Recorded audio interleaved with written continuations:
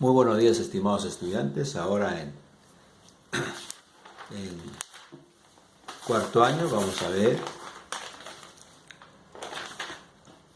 en tercer año vamos a ver el gobierno de Sánchez Cerro, historia del Perú. En primer lugar, el gobierno de Sánchez Cerro, ¿qué cosa fue? Fue una dictadura militar que representó los intereses de los terratenientes. Además fue un gobierno pro-norteamericano.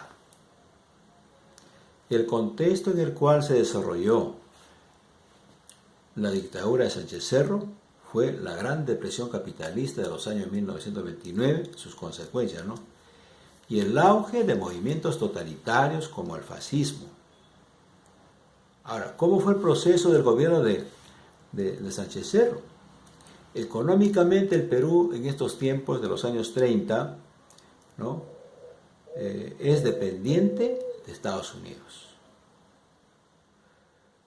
Para aliviar la situación crítica que el Perú vivía por la crisis del 29, llegó de Estados Unidos la misión Kemmler.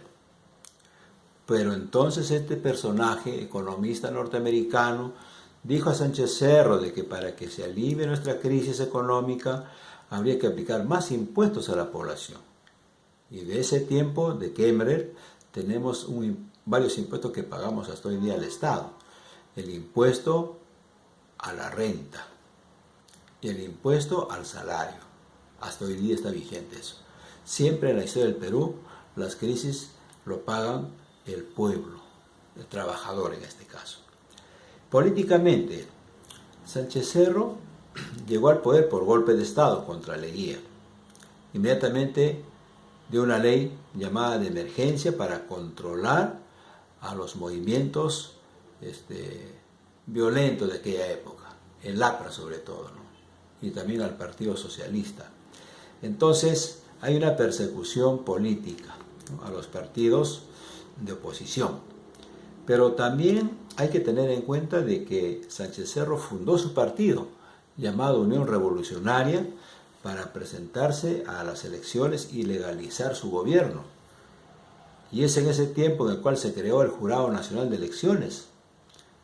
Samanez Ocampo convocó a elecciones, Sánchez Cerro se presentó con su partido y ahí de la Torre con el APRA. Quien ganó las elecciones fue el APRA, pero Sánchez Cerro se impuso.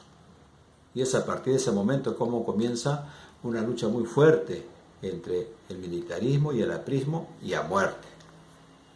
En lo social hay motines de marineros en el Callao, también un levantamiento en Trujillo de los apristas que terminó, eso fue en 1932, el año de la barbarie, llaman los apristas, ¿no? O la rebelión aprista de Trujillo. Terminó con cientos de apristas fusilados en las ruinas de Paramonga. Entonces hay una dura represión contra los apristas.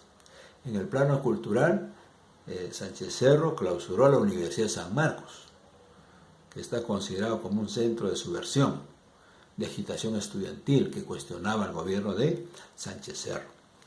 Sobre este tema nosotros tenemos que, las consecuencias que generó esta dictadura fue un gobierno vertical, ¿ya? Luego pugna entre apristas y militaristas, y militares en este caso. Y también esto terminó con la muerte de Sánchez Cerro. Sánchez Cerro fue asesinado por apristas en el campo de Marte cuando pasaba revista al ejército que iba a ir a la guerra con Colombia. Entonces, hay que resolver tres preguntas sobre este tema. ¿Qué fue el gobierno de Sánchez Cerro?